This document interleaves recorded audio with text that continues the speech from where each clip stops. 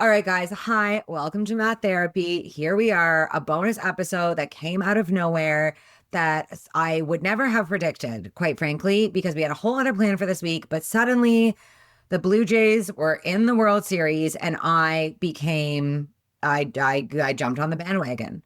And I could not have predicted what would have happened next. And in fact, I guess all I have to say is it was so extreme that David suggested, because I wouldn't shut up about the Blue Jays, that we record an episode about this, right? So I just want to set the stage of what's going on. We are going to talk in this episode about what the Blue Jays have taught me and us as a community about math education, really about math anxiety, about math community, about belonging, about student motivation. You might be like, that's ridiculous. What are you talking about? But I promise you, all of this is true. I've been in the US for the past 35 days. And here's the crazy thing. I've not watched a Blue Jays game since I was like 12, minus the game I think I went to with David 8 years ago. That was really, really boring. And all of a sudden, the Jays are in the series. I'm watching all of this footage of Toronto getting so excited, all of these people posting, people across Canada coming together. And I'm in the States and I'm like, oh my God, like I need to get on this bandwagon. So I'm collecting people at all of these conferences I'm presenting at in the US to watch the game with me. Now, let me just be clear here. The Blue Jays were playing the Dodgers, which is an American team. Little did I know that it turns out if you're not in California, most people aren't actually into the Dodgers. And somehow at the past 3 conferences I went to, I managed to find these incredible, wonderful teacher friends to watch the game with me. Now, one thing led to another. And the next thing you know, I'm on this group thread with these 4 incredible women that I have collected along the way that are now as invested in the game as me. And it turned into something I never could have predicted. Like, we all got into this thing together and none of us cared about baseball. They certainly didn't care about the Blue Jays. I actually didn't really either. And I just started realizing as I was watching these games and connecting with these women that it was all about math. Like, no, I'm not just talking about like the physics of like and the stats and the whatever, like stuff that happens in baseball that's actual math. I'm talking about all I could see on the field and in our group thread and interactions were the math skills and standards we are constantly talking about in math class. Resilience, grit, perseverance, redefining failure and success, productive struggle. All of these things were just like popping off. And I was like, I have to make this episode. Like, I need to talk about how somehow the World Series and our team, the Blue Jays, has taught us all so much more about math education than I ever could imagine. And I always say to teachers, what you're teaching goes far beyond the classroom. It happens on the literal field, guys, right? That's what they call it, like the field. Sure, yeah. So today, I'm going to be sharing some thoughts. I have David here for quality control, really, because even though I've learned a lot, I don't know much really about baseball and I don't want to like be spreading fake news. And I've also collected some voice notes and messages from my 4 amazing friends that you will hear throughout this episode.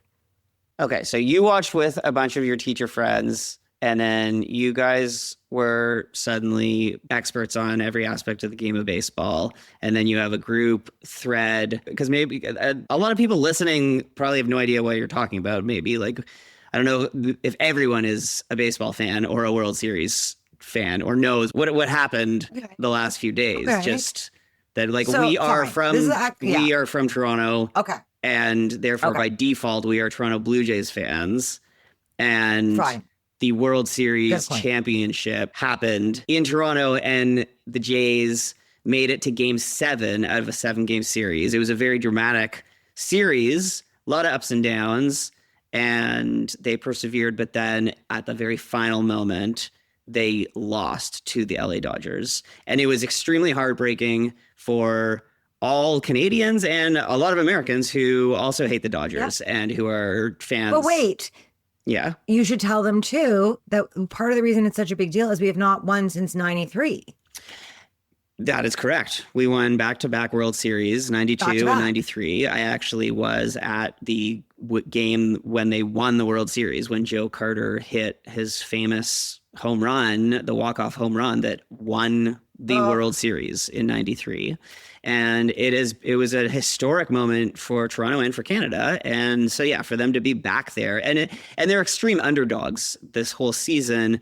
They've been extreme underdog. Last season, apparently they were last in their league and they have gone like complete pendulum swing. They were one of the top 2 teams in the entire game. So it was very, very dramatic and emotionally important to us as Canadians. And so then it was extremely heartbreaking because all these guys were just really sweet boys too. They were just very, very nice guys talking in interviews about how much they love each other. And then, yes, because Vanessa is such a bandwagon jumper, she became so invested and went from not caring. And I mean, I talk like I'm a baseball expert, but I also jumped on, like I wasn't following closely through the season, but I easily jumped on the bandwagon as well because it's just exciting to be swept up in the promise of potential glory. Yeah, I feel like that's another reason. Like, this is the crazy thing is all these facts you're saying actually add to the story. And as I knew actually most of these facts because I learned them along the way, and sharing that with my friends out here in the US actually is what helped get them on the bandwagon. With each piece of information they learned, they were like, oh my God, they're underdogs. Like, oh my God, 93. Oh my God, they're the only Canadian team. Like, oh my God, all these guys are so nice and love each other and are such class acts. Like, each piece of information got them more and more invested. Like, that was part of the storyline of what got them into watching this game with me that they could not give a fuck about. You know what I mean? Like, and getting so into it. So I think that all ties into the idea of the bandwagon, right? Like, what is the bandwagon? It's like you get on with other people, but then all these pieces of information coalesce to create this like movement that's far bigger than like a baseball game. Would you say? Yeah, for sure. It's a shared community. Like you see another fan, someone else walking down the street with a Blue Jays paraphernalia, and you're like, oh, they're a Blue Jays fan. I'm a Blue Jays fan. We're not that far off from each other as people. So I want to play some of the voice notes I got from Shelby and Jenna about this idea of community and excitement and like the bandwagon nature of it, and how it kind of really ties into the way we could be approaching education. So let's play Shelby's to start. I don't care about baseball. I don't. I have never cared about baseball. Baseball has never been my jam. But you were so excited, Vanessa, about this game, about this series, about this team.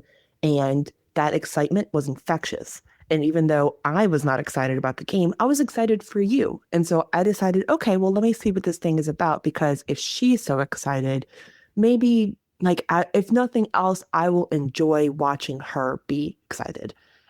And before I knew it, I was there on the phone Googling what's a wild pitch and Trey Savage's life story. And I'm invested now in this thing that I still can't really say I care about. Like, I'm not committing to sitting down and watching every game next season, but I now have something personal invested. I had people who were also caring about this thing and who were in it just the same way I was in it.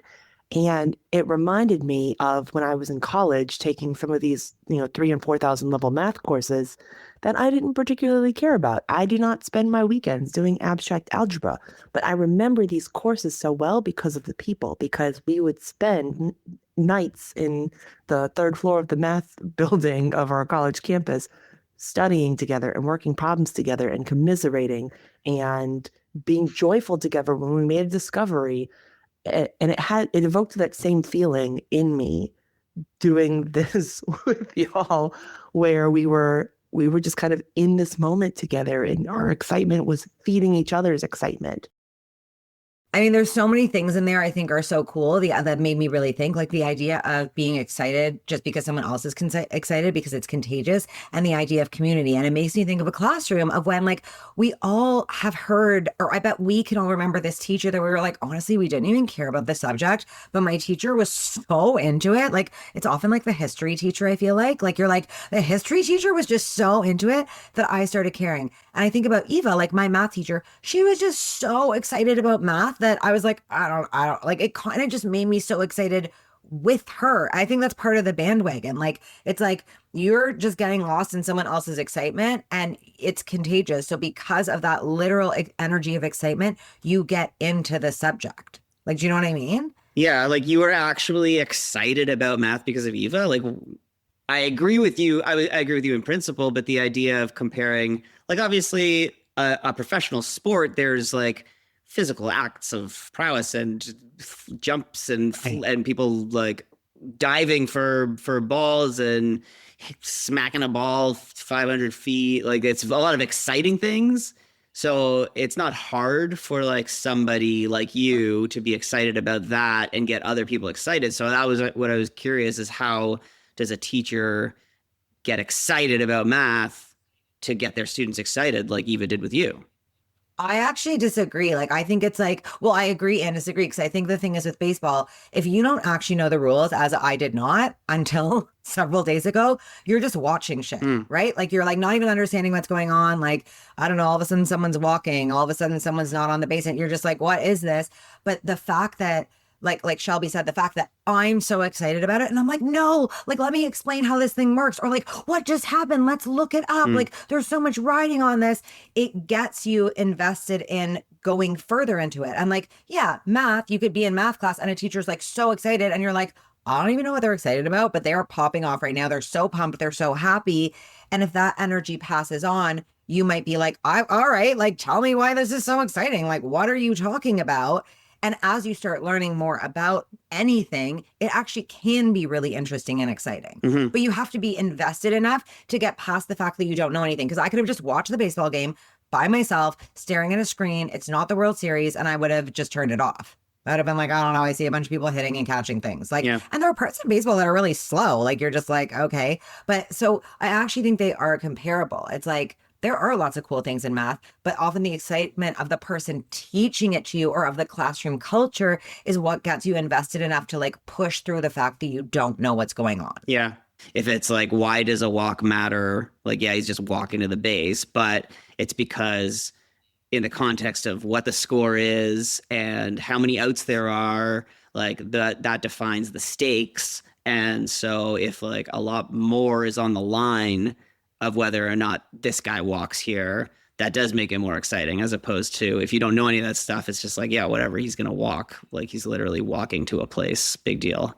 Which I guess is the same with math. If you're like, oh, it's just these numbers that are up on the blackboard and I've got to like follow these formula to do something, but why am I doing it? The classic, like, students being like, what's the point of this? Why do I have to learn this? But if you do have a teacher that's excited about the implications of what they're teaching and are like, no, the reason you can get excited about learning this thing is because it actually applies to this really cool real world scenario.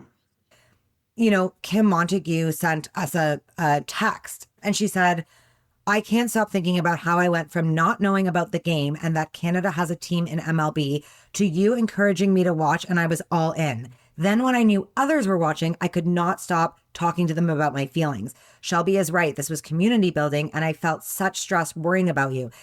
So it's funny, like, we go from someone who's like, I really didn't care, but then you invited me into this thing with these other people, and then you were so invested in it that I became invested in it. And because I was invested in it and I knew a community was invested in it, I started talking about it more. And as I started talking about it more, right, it's like this whole cycle that happens. And I want to let's play Jenna's voice note about shared curiosity, because I think that's actually what ties it all together. Shared curiosity is really, really powerful. Not to brag, but after my session at Atmany the other day, I had several people come up to me to compliment my facilitation of a task. They told me how they felt like it was so warm and inviting, while also being really deeply mathy and rigorous. I know. Anyway, I remember telling one of them that I was acting excited about what they were saying during the math task because I was genuinely curious about what they were thinking about that math task. Now, we can't be curious about everything. That would be exhausting. But when we do bring that excitement, we can get other people invested. And I see that time and time again in the classroom too. Like, I'm really curious about what kids have to say, even though I truly already understand third grade math. I get it. But I love watching them think and getting them excited. And it spreads like wildfire. Really and truly, I never thought that would happen to me about baseball. So this has been a really illuminating week. The power of curiosity is so, so strong. We talk so much about curiosity in math class, and I almost feel like we're missing this whole idea of shared curiosity. Curiosity isn't just like, oh, I wonder what's going on. But when you have community and excitement in addition to curiosity, it's like you're gonna hit a home run. You know what I'm saying? Like, yeah, that was but it's like you are, because what was happening with us when we were all watching together is none of us knew what was going on, right? And we were all feeding off of each other's excitement and the fact that we were all in it together. And so when somebody had a question, somebody else would be like, hold on, what is a wild pitch? Let me look that up. And then the rest of us were genuinely like, okay, wait. So why does a wild pitch matter? Going back, David, to what you said about context, all of a sudden it's important. There's a score on the line. Why does this thing matter?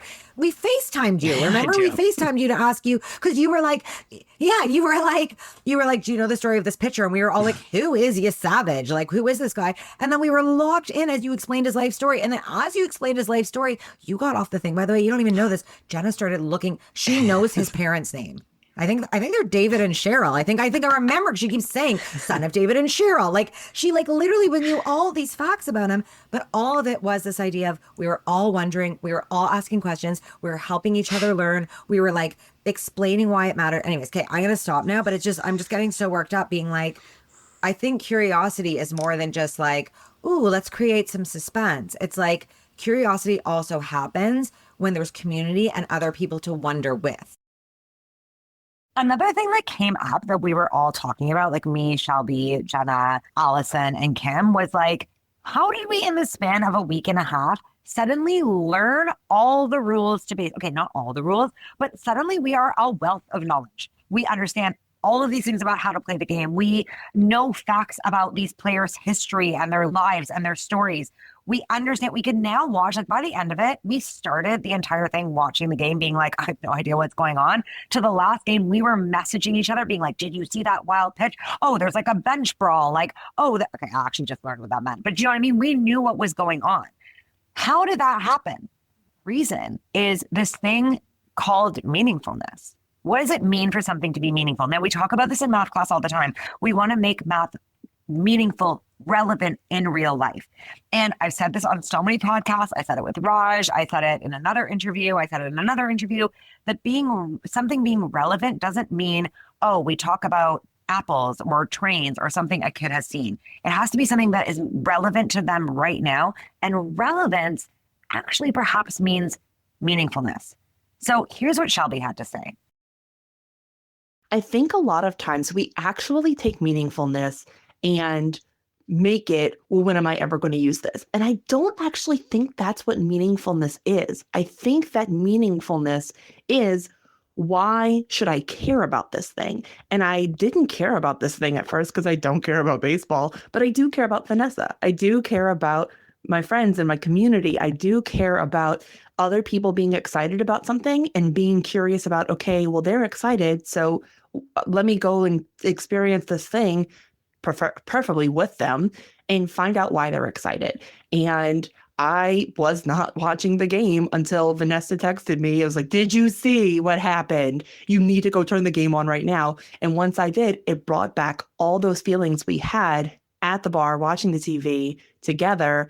And so we were able to recreate community, even being apart from each other, through texting, through social media posts, through these different ways of, like, it brought us back to that initial feeling. And we were able to recreate it sort of on our own, but sort of together. And I think that that can happen with math too, where once we have established this can be a thing that is enjoyable, this can be a thing that is fun, this can be a thing that I am not as bad at as I thought, or not as uninterested in as I thought, then we can re-trigger that experience further down the line, either by reconnecting with those people who helped us have that initial experience, or just recalling that experience through a new experience. I think that meaningfulness it can't be something that's externally defined. I can't tell you what's meaningful to you, but I can tell you what's meaningful to me. And what's meaningful to me is having an enjoyable experience. What's meaningful to me is finding out player backstories. What's meaningful to me is finding something that sparks joy in someone else and that joy becoming infectious and contagious. And I think that that's a really cool thing. Meaningfulness actually comes from Alana Horn's book on motivated classrooms, which is why Shelby started talking about it, because Jen Ellie brought up that book. And this is the whole thing of, why should I care? Why should I care? And in this situation with me and these 4 incredible math educators, we cared because we had joint community. We cared because the stakes were high to one of us, and one of us was super excited, and that was contagious. We cared because we knew the underdog story. We cared because we knew the stories of those players. And meaningfulness is individual to each person, which is why motivation is different for every single person. There's something different that motivates every single one of us. And Jenna kind of said something really interesting about this of like, what does it even mean for content to be meaningful enough to remember? So I want us to hear what she had to say. Also, I think it can't be stated enough that I was someone that was deeply skeptical about the idea of spending the night watching baseball, given that some of my previous experiences were less positive and just like it wasn't fun for me. But that because of all of these factors, I was fully drawn into the point where I was willing to do some of it on my own. And I would love for kids to experience that with math too, that it's okay if you had negative experiences in the past, that we can draw you in and show you how exciting it is genuinely as content. It's not just that we had fun as friends, but like all of a sudden we were getting interested in the content of baseball and the strategy of baseball and the statistics of baseball in ways that were previously not interesting to us. That's really cool.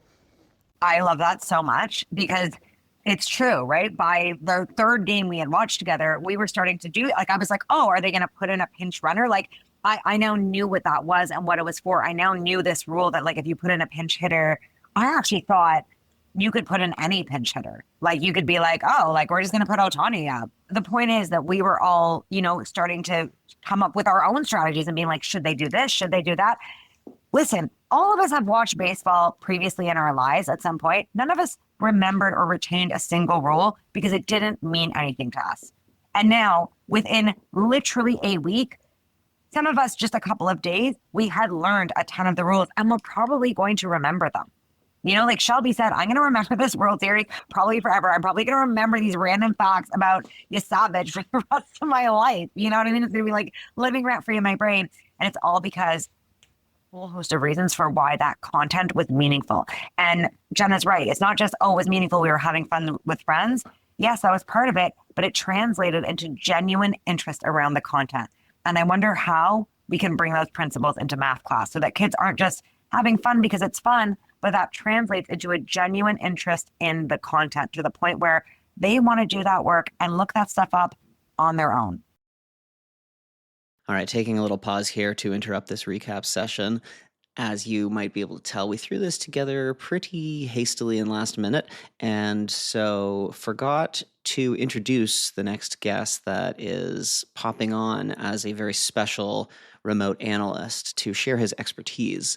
So because we're talking about both professional sports and professional math education, Vanessa wanted to hear from a former guest of the pod, a former Olympian, and a current rock star in the math ed world, Mr. Building Thinking Classrooms himself, Peter Liljedahl.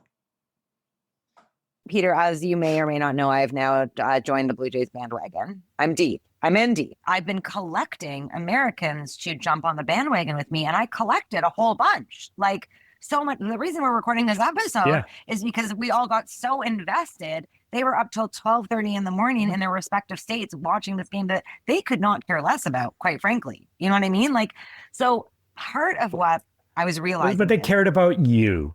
He knows. He already knows. They did. They cared about me and the excitement. And that's a whole thing that we noticed is like the excitement was contagious. Of like, they wanted me to be excited. Yeah. So they got excited. But because they got excited, they got super invested. And because we got so invested, we started researching every single player because it's a bunch of math teachers, So they're just like looking up all these stats and all these facts. And the reason why you're here, aside from the fact that you're, an ex-Olympic athlete, but always an athlete forever, that's actually the reason you're here, to be honest. That is the reason you're here. Okay. Okay. We were watching And we kept being like, you know how they show close-ups of the player, like the pitcher and like the look in their eyes. And like, we were just sitting there being like, oh my God, like, how are they not out of their minds? Like, you know what I mean? Like a pitcher would give away a home run and then like have to get back on the mound and pitch again without focusing. And we were like, how are they doing it? What are they thinking? Now, I know you're not psychic, but we want to know what was going on. Like, what happens? How do they do it? Because this ties in, by the way, in case you think that we've turned into a sports podcast, we have not. This ties directly into math anxiety, where I'm like, how do we help kids get out of their heads and get into the game despite their previous mistakes and failures? Okay, over to you, Bob. Peter. Well, okay, I can't read their minds, but I can tell you a little bit about potentially what's going on here. So first of all, I think the part that you're disregarding is that you were a baseball fan with exactly 3 days of experience and they were baseball players with like 20 years of experience, right? So this is not the first time that pitcher has given up a home run, and it is not the first time that an error has occurred. But even in the absence of errors, it's not the first time that an opponent has beaten you in a way, right? Like, so they're not in this for the first time, right? So so part of it is that, and we have to understand that, right? Like, there is a certain psychology to this, the sort of classic sports psychology, and I'm talking 30, 40 years ago, sports psychology was this idea of we train to train, we train to compete, we train to win, right? So a novice athlete is training to train. They're just in the practice, right? Eventually they're training to compete. And now that's a different type of psychology, right? Because competition brings with it a certain anxiety that doesn't exist in practice, right? And then when you get to a certain level, now you're training to win. The way we have to position this is that there is a process and there's a product, okay? And actually a better way to say it is that there's a process and there is a byproduct, right? So the process is what an athlete or a math student or anybody has to go through to have a good result, right? Like, there's a process that you have to follow. For a student, they have to study, they have to understand, they have to be able to think critically, creatively, innovatively, flexibly, right? Like, these are all process things. They're the verbs of math, right? Like, these are the verbs. And that's the same thing for an athlete. An athlete has to focus on the process, right? Now, part of process is practice, but when it comes to competition, the process is, and you've heard athletes talk about this, and you've heard coaches talk about this, is like, we got to play our game, right? We got to stop playing their game. We got to play our game. And this is process talk, right? This is, what is your game plan? What is your race strategy? What is it that you're going to bring to the day that's going to allow you to execute your process, the thing that you have trained to do over and over and over again? So what do you have to do to focus in on that process? The product is really just a byproduct of that process, right? So think about that pitcher. That pitcher is training to throw an amazing set of pitches, right? And they're in there throwing an amazing set of pitches. That's what they can control. What they can't control is whether or not that batter is going to hit one of those pitches, right? And you have no control over that. You have no control of what your opponent brings to the table. You have no control what the weather brings, what the judges bring or the umpires bring. You have no control over those things. All you can control is really what you can bring to the table. And if you bring your absolute best to the table, you will end up with the best possible result that your process can deliver. What you can't control, and that may be a win, but it may not be. But if you bring the absolute best process to it, you will get the best result that you can possibly get. Do you think this boils down to not focusing on the outcome? At the end of the day, it's like, just don't think about what the result is. Focus on the practice and the process, and that's all you do. And that's what they're doing up there. So tell me this. Right? Yeah.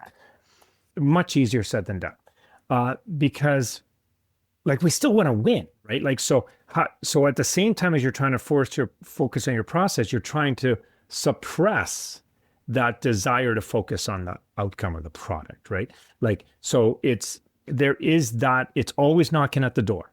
And that is, I think, something that's really, really hard to learn. And it comes with the anxiety. Everybody wants to win. Now, I do want to talk a little bit about your psychology in watching these games. Oh my gosh. Because you're not thinking about process. All you are thinking about is product. Oh, okay. Right. So a fan, they're sitting there and they just want the outcome so bad. Right. And of course, oh my God. They can empathize and sympathize with the athlete and so on and so forth. And a more sophisticated fan will understand whether an athlete is performing beyond their expectation. Like, are they having the game of their life, right? So like, they're the ones who are sitting there going, this is amazing. Regardless of what the outcome is, they're able to revel in this peak performance that they're watching from this athlete because they understand the nuances of this. And those are the people who are like, have been fans for a very long time will understand those nuances. And as opposed to the person who is just a sort of hopped on the bandwagon last week, right? They're not seeing that this athlete is maybe like performing well beyond their norm. All they're seeing is that they're losing. Right. And that's like kind of like the way the fans are seeing the Jays, right? They're like, we can all see, like, when you look at all the comments, no one's like, oh my God, they lost. Everyone's like, we are so proud of them. Like, they started from the bottom and they're here. Like, so like people can see that. I'm actually wondering, I'm like, so who is this when we think about math education? Is this the parent sometimes? Is this the teacher sometimes who are like seeing just like they didn't get the grade that we wanted, instead of being able to be like, yeah, but hold on a second. Like, I know, like, I wanted them to get into the college of their choice, but also let's celebrate how far they came along the way, right? Like, being able to have that bird's eye view. Right. Like I think you can imagine that teacher who's sitting there in a parent-teacher conference going, listen, let me just tell you what an amazing improvement your child has demonstrated this last term. They have just done such amazing growth. They've come to understand this. They put in so much effort. And the parent is going like, yeah, but why are they still getting a B? Right? And the teacher's going, are you kidding me? This B is unbelievable. Right? Like, yeah, we're still shooting for an A, but like, you got to celebrate this B. But because that teacher is there for every step of the way, right? Like, that teacher is the coach. I think it says so much. Like, watching the Jays, part of my big thing is I'm like, even though they lost, the way we're reacting to their not getting the outcome they want, I think culturally teaches us all how to redefine success. Like, I think everyone's doing a really good job on Instagram, and every article is like, we're proud of them. They exceeded expectations. They defied the odds. Like, I think it's helping to reshape the way we see winning, honestly. Like, I know that's pretty like romantic, but I actually think it kind of is. There's actually been research done on this on Olympic athletes. It turns out that athletes who win a bronze medal are significantly more satisfied than athletes who win a silver medal. Right. And there's an interesting, there's two theories behind this. Theory number one is, and it depends on the sport, but theory number one is that an athlete who wins a bronze medal won a bronze medal. The athlete who gets a silver medal lost the gold medal. Oh. In order to get a bronze medal, you have to win your last match, your last game. To get a silver medal, you have to lose your last game. Right? So if you think about a soccer tournament at the Olympics, right? Like, it's the gold medal match. The winner gets the gold, the loser gets the silver.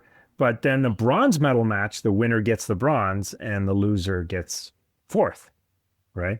So there is something interesting about this psychology, right? Like, and how that applies to math is, I think, also interesting, because what that says is, and we can compare, for example, standards-based assessment or what I call data gathering versus events-based assessment, which I call point gathering, right?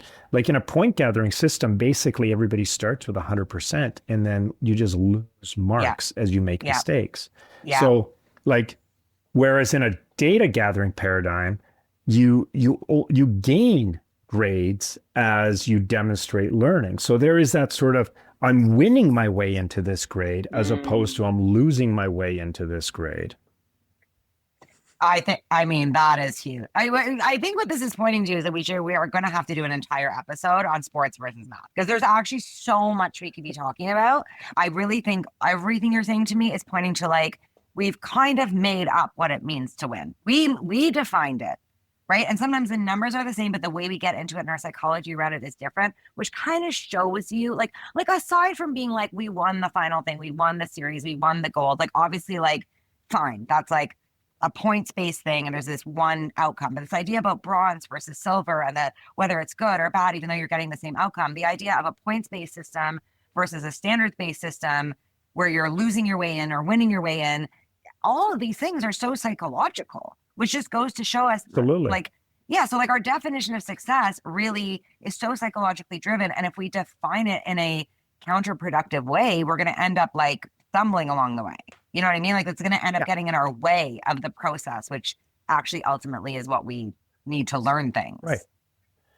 And, like one of the things that is hard, and I have children and I've watched them in sport and it's challenging as a parent, right? Because I'm watching my son or my daughter compete and I have zero control over what's happening. Right. And this was you, Vanessa, this week, right? Like you were fully invested in an outcome that you had no control over the process.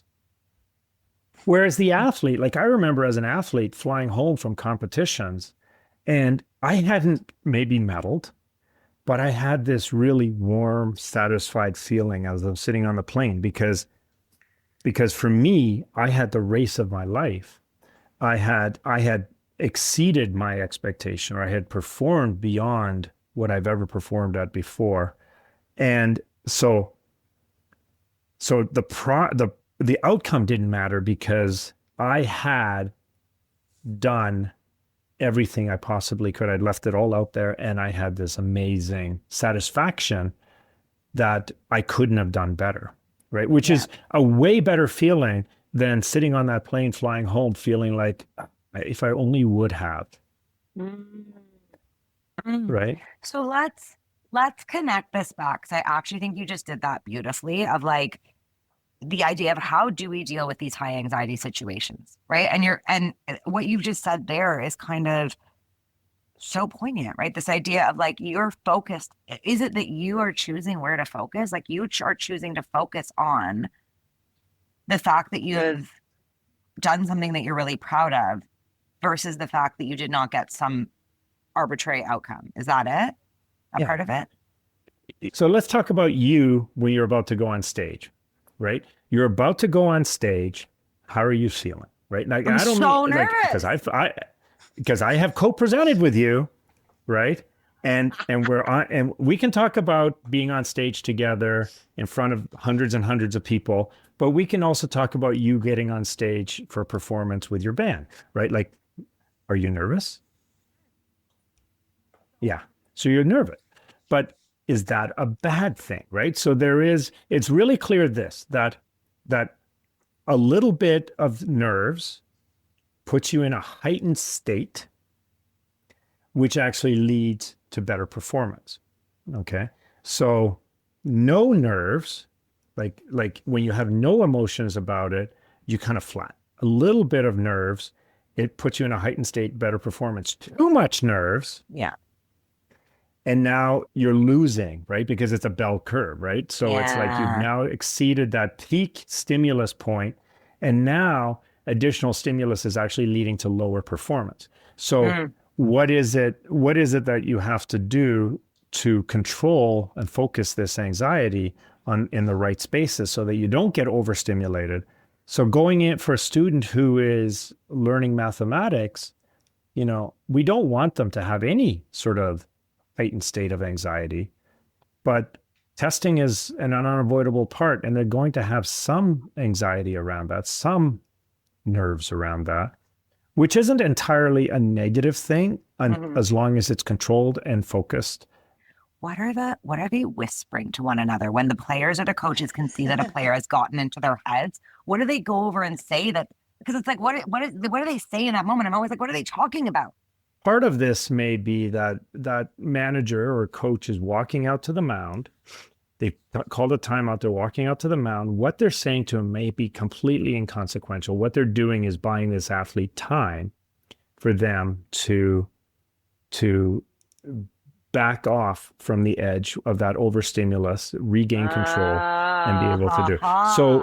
So it's that. I don't think that pep talk is necessarily. It's not like they have some magic words that they just whisper in their ears and problem solved, right?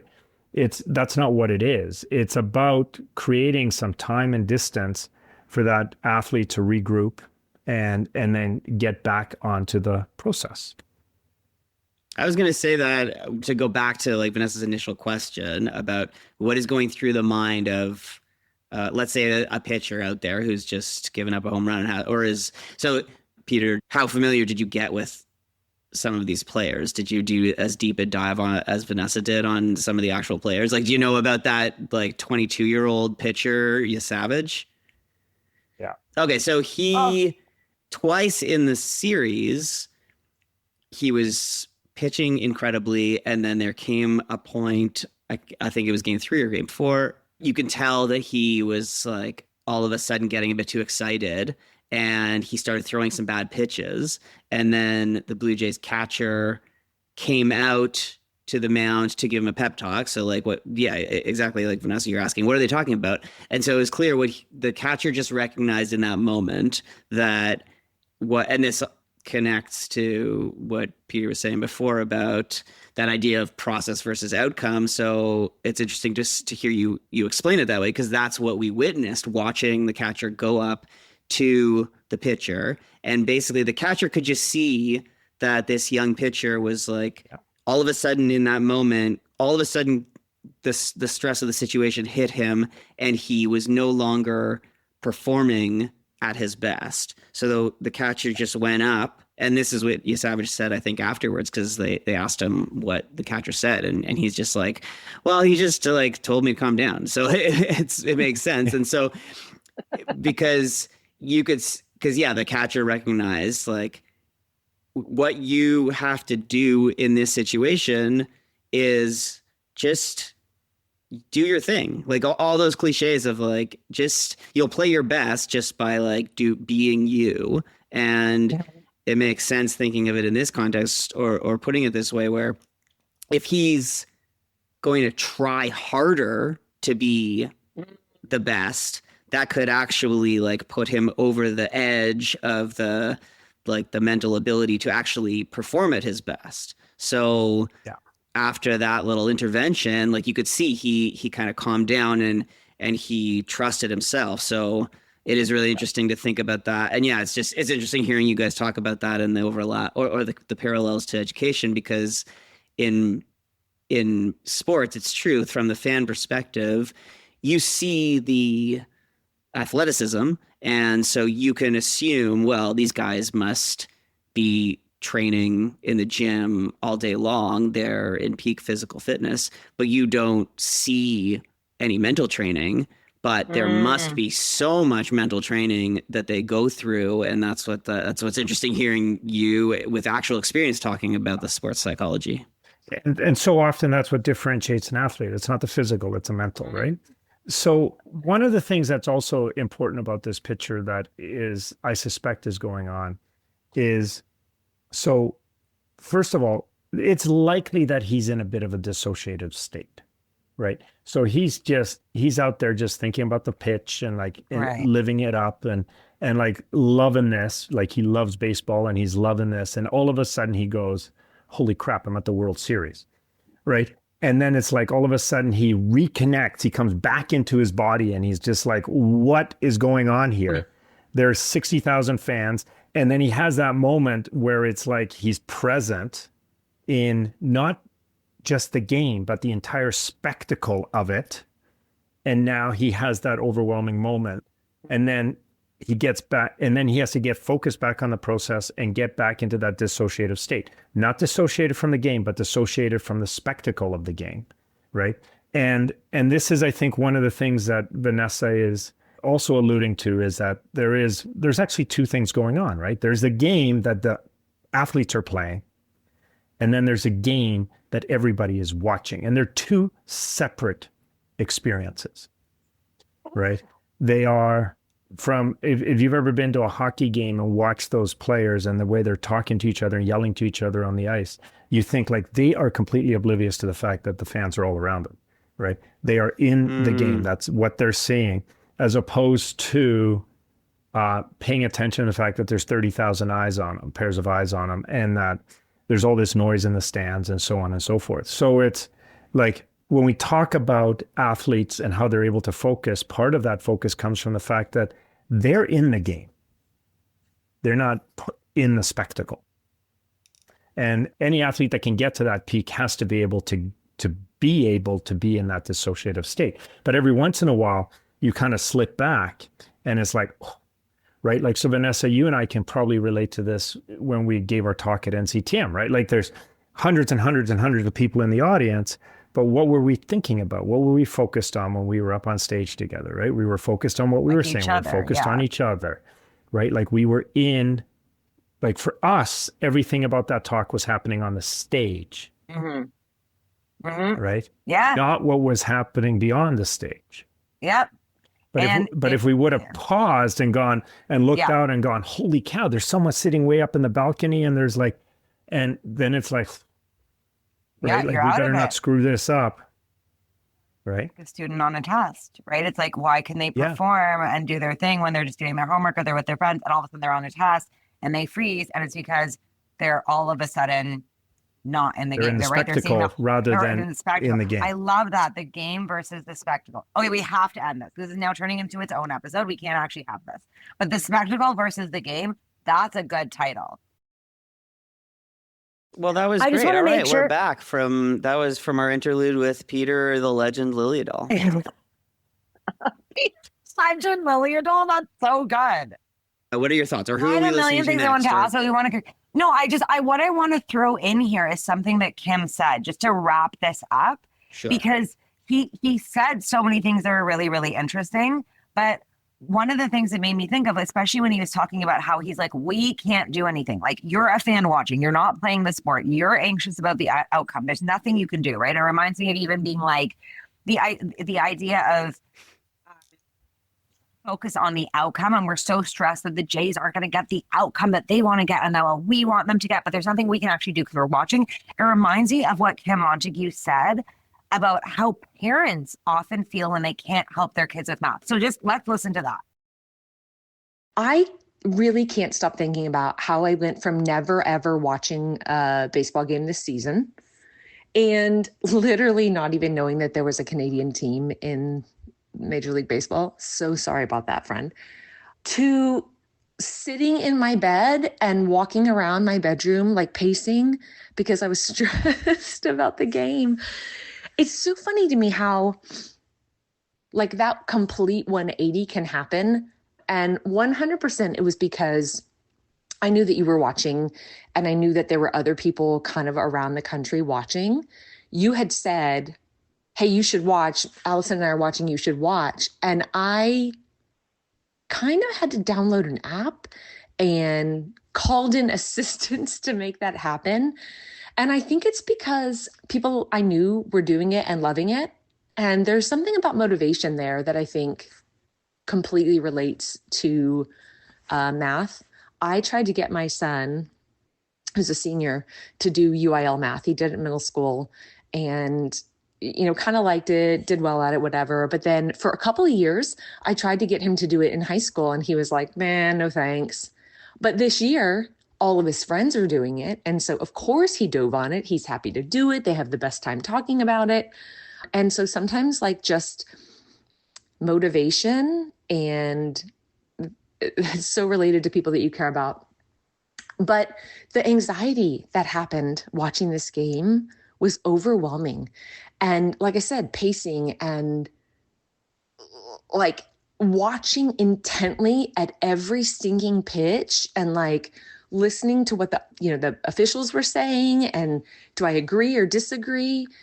I didn't even know that I was going to be watching that game. And I was super invested and obviously taking it to blue sky. And I didn't want to bother you because I knew that you were super stressed in it. And I'm thinking today about how parents feel this stress sometimes for their kids, and they maybe like don't want to say anything to the kid because they don't want to create additional anxiety. Like I didn't want to be texting you and saying like, oh my gosh, what's happening? What do you think? And are you worried? And I'm I didn't want to pressure you about it, but that didn't relieve any of the anxiety that I was having about it. Like I was picturing you watching and I was like, oh my gosh, is she like pacing also? Is she losing her mind? But I couldn't do anything about it.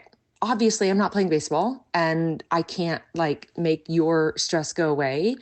But I was stressed and thinking, okay, like take a deep breath. You're seriously up in it right now. And I couldn't because there was nothing I could do to take away any of the things that were happening. And I know that's super extreme, but I really think that that's how parents feel. Like sometimes it's because they think they're not good at math. And sometimes it's because they had negative experiences, but sometimes just that they care so much about their kid and their kid has a feeling about it. And maybe they don't know what to say and they don't know how to help and they don't want to talk about it because they're afraid they're going to make it worse or shed light and make their kid more stressed than they need to be. And so then it just creates this tension for the parent. And then the tension goes back and forth to the kid. And I'm really sorry that it didn't have the outcome that you were hoping for, but I know that you'll be okay. And man, I don't know. I felt a little bit like a parent who was kind of worried for you. This honestly really makes me think so much about failure and success and the way we're defining it. I know Peter talked about that. I know part of like what Kim was saying is, parents' anxiety around their kids is around whether or not the kids are getting the outcome they want, like whatever, blah, blah, blah. I feel like failure and success is such a big theme of this series because when you're playing baseball, from what I've learned, you are looking to win the game with the most amount of score, the highest score. You were doing a great job up until this point. Score the most amount of runs. Score the most amount of runs. Okay, there you go. Score the most amount of runs.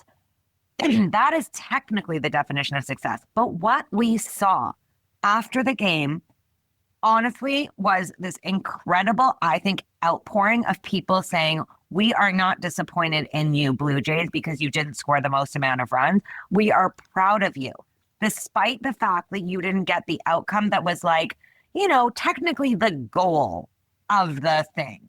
You can be disappointed that you didn't get the outcome you want without calling the whole thing a wash and giving up and being like, what was the fucking point?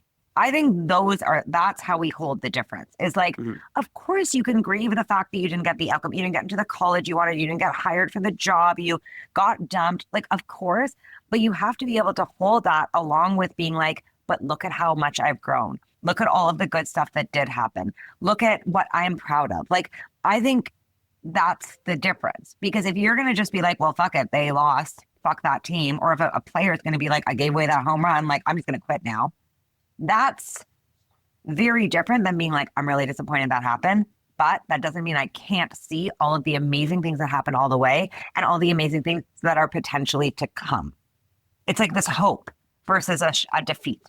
Yeah, and that also happens within a game, or it happens within an inning. Like through any given game, there's constantly failure and success, back and forth and back and forth. And it also depends on which team you're talking about. Like anytime you've got two teams playing, and depending on which one you're a fan of, any given play throughout an entire game is going to either be a failure or a success, depending on which side you're on. So there's constantly ups and downs and failures. Part of what makes sports compelling to watch as well is the human side of it. And even if they don't, in this series, everyone got into it because there was so much coverage about these guys' actual personalities. And that's something that made it really special. That's not always the case with sports. Like you can develop these parasocial relationships with these athletes while not necessarily actually getting to know them. Like you just know their on-field performance. But with this series, especially with the Jays, people got so invested in them because they seem like such great dudes and like really nice people that care about each other. So then that makes you even want them to win more. But then taking that to more to like a granular level, just play by play through a game or inning by inning, if you look at one of those players, like I say a pitcher, especially because the spotlight's right on them, they are facing batter after batter, inning after inning over the course of this 3 or 4 hour game. And they're getting a bunch of strikeouts. They're also giving up a home run. Then they get back out there and they've got to try to get another strikeout. And it's like, you're winning, you're losing, you're winning, you're losing. And ultimately in baseball for sure, but in any sport really, your goal is ultimately to win more than you lose, or to win when it counts, but you are going to lose. So this definitely connects to this whole mindset thing and like the sport, the psychology of performance in high pressure situations that we were talking about with Peter. It really connects with being able to overcome failure. And this applies to these professional sports players, and it applies to students who are trying to master a skill or learn something. All right, if you've made it this far, because I'm editing this, I get final cut, and so I can't help but interject one last time and just note that Vanessa in this segment suddenly decided to eat a snack. You could imagine that might top the list of my producing pet peeves. However, she's got her own qualms about, working with me. And this was about 2 hours into recording this debacle of an episode. However, just like our dear Blue Jays, we persisted in the face of many mistakes on both sides, successes, failures, whatever. That's why it sounds like she's eating something, because she is. Did you see what one of our favorite Toronto artists, Shad, posted?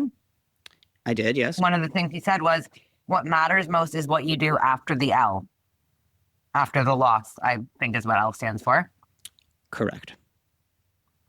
And when you say overcoming failure, I wonder what you mean. Is that what you mean? Is what you do after you don't get the outcome you want?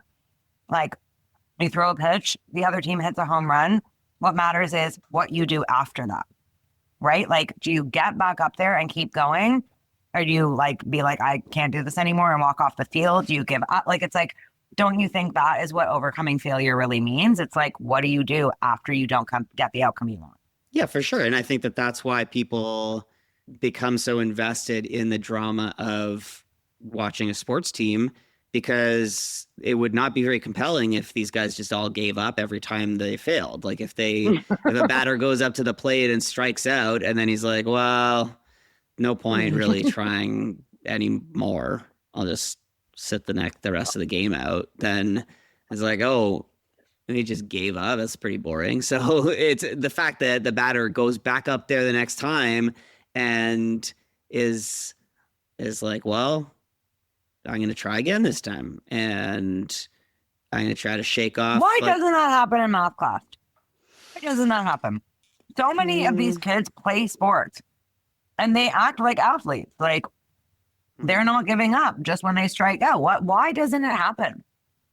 I'm so curious. Like, well, it could be part of just what we were talking about with Peter about the mindset training. And I think that is what is interesting about your collective work, is just like he's saying that professional athletes train mentally in addition to training physically.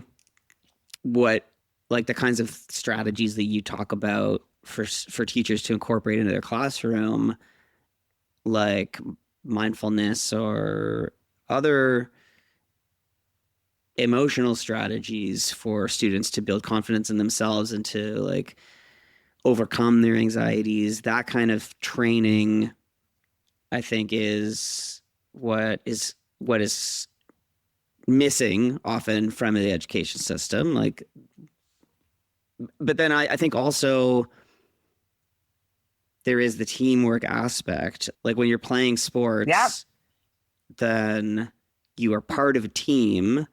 And if you're, I mean, there's lots of teams that are not very good and don't have good leadership, and the teammates are not supportive of each other. So like maybe there's lots of teams where if you fail, then the other guys yell at you.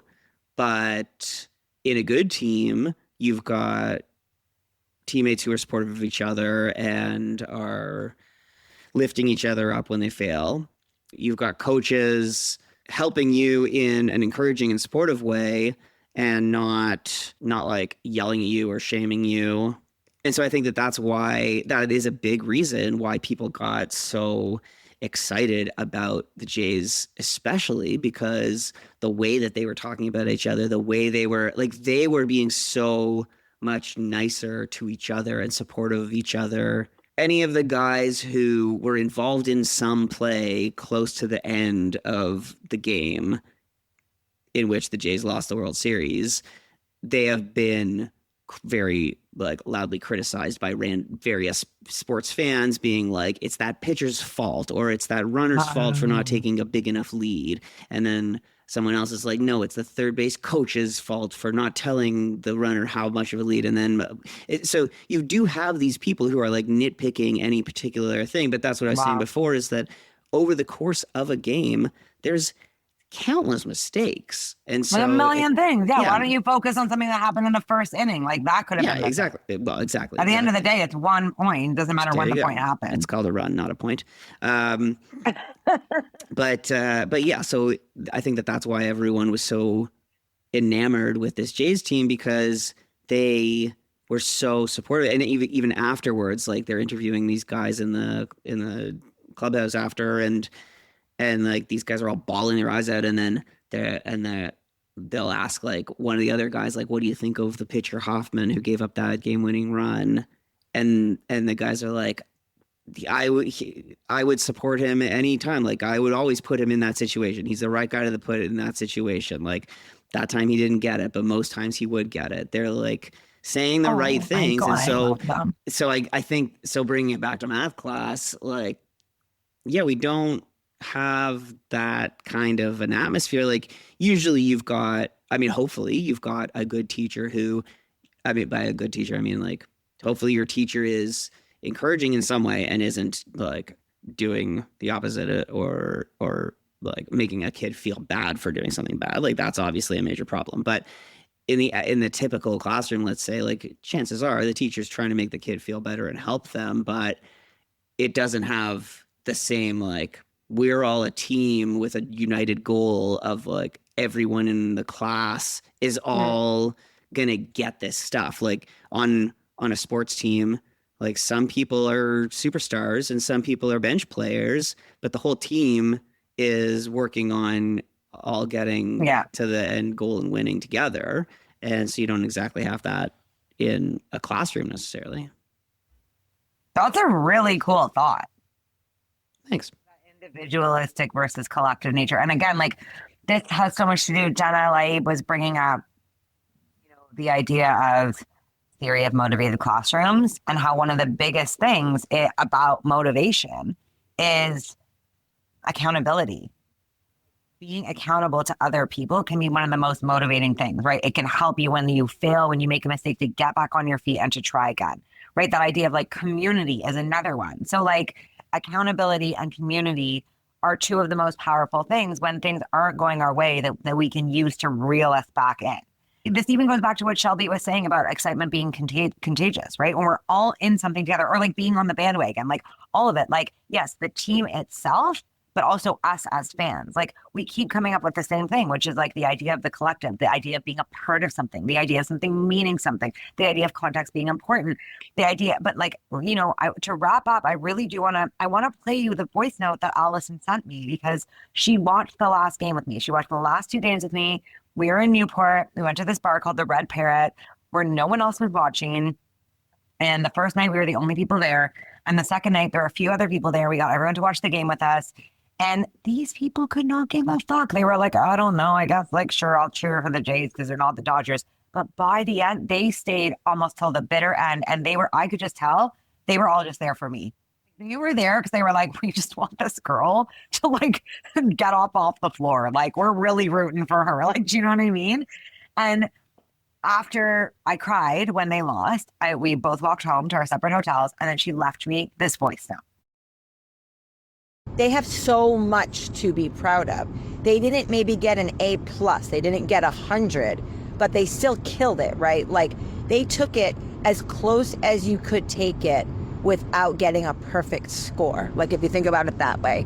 Just because they didn't get like the top grade in the class, or they didn't get like a perfect score, their achievement was still outstanding, incredible. No one else in the class even came close to them other than that one team. I love that. Yeah. Like, I don't know, just hearing her say that, and she's such like a warm person and such a, like, you just know she's the best teacher, and just the way she talks, she's so sincere. That voice note like made me cry. Like, when she left it, I was like, she's right. Is the disappointment of not getting the outcome you wanted. But I just think all of her words and the way she related it to math class were so beautiful and so perfect. You know, and that idea of like, just the fact that they didn't get an A+ doesn't take away from what they achieved and how incredible it was. And seeing the fans' reactions to that, yes, there are other people being like, oh, like so-and-so lost the game, whatever. But I'm seeing so many fans being like, there's always next year, guys. We're proud of you. You know, like what you overcame. We will never forget this series. They made like, didn't they make a bunch of world records? They did break a number of records. Yes. Yeah. I can't remember what they are at this point. This feels like a year ago. But they broke all these records. Like they broke all these records. Yes, they didn't get the A+, but look at all these amazing things along the way. And so many of the fans are proud of that. And I think we're doing that as teachers. We're trying to really celebrate like all of these successes. I'm like, instead of focusing on the fact that our students, you know, don't get the outcome they want or the grade they want, we're trying to find ways to celebrate all the successes along the way and to show them their progress. Like, breaking a world record is a great way to show someone their progress. We can also be doing that in math class by showing kids how they're breaking their own records, right? Or like how they've maybe didn't get the answer to a question, but they made a mistake, or they thought about it in a way no one ever has, that this teacher has ever seen before. Like, I think there's all this cool stuff we can be doing. I think it really, really makes a difference. I always say the way we react to failure teaches our students how to feel about success. And I think we're seeing that with the Jays. The way we are reacting to this quote unquote failure teaches the collective how to feel about success, how to redefine success, and all the things that the word success can mean. It doesn't just mean winning the World Series. Yes, that's one meaning of it, but it also means all of these amazing things that have happened along the way.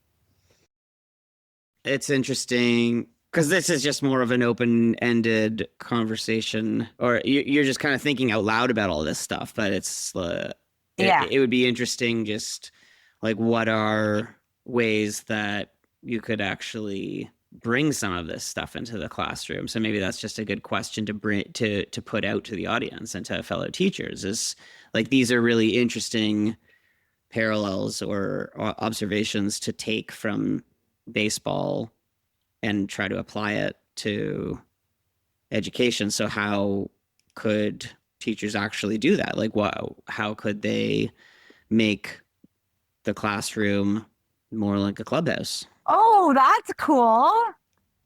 Thanks. Really cool. I just want to add on a more personal note, thank you so much to Allison Mello and Kim Montague and Jenna Laib and Shelby Strong for making this so special for me. Honestly, I was all on my lonesome traveling in the U.S. while my community back home was celebrating what was going on. And it was pretty amazing to be able to find and create that community out here. So thank you guys so much. And to everyone listening right now, we want to know, how can we turn our classrooms into a clubhouse vibe? How can we make our classrooms more like a clubhouse? You can text the podcast by clicking the link in your show notes. You can email me at vanessa@themathguru.ca. You can DM me on Instagram. And guys, never have I ever thought that I would be recording an episode about sports. But here we are, just proof that anything is possible, including a World Series win next year. So let's go, Blue Jays. See you in the spring. See you in the spring. Is that what they say? Why, spring training? Yeah, the spring training is when they start training for the next season will start in the springtime. See you in the spring. See you in the spring, boys.